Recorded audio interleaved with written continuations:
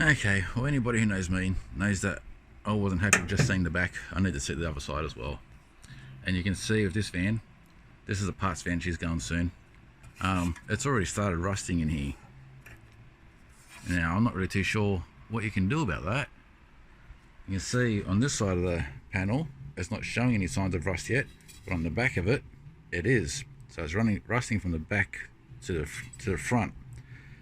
So what can I do to be able to treat all the rust that's in there? I really don't know. All I know is that I'm just going to have to do the best I can with cutting away whatever's rust on top. Just keep doing what I'm doing. Just cut it away, go again. After a couple of years, cut it away, go again. Like, what's the solution to this? Because you can't cut this whole section away and redo it. That's a lot of work, and I don't have the facilities to do that. So for someone like me, what do we do to be able to challenge that there? I'll leave that up to you in the comments. Cheers, guys.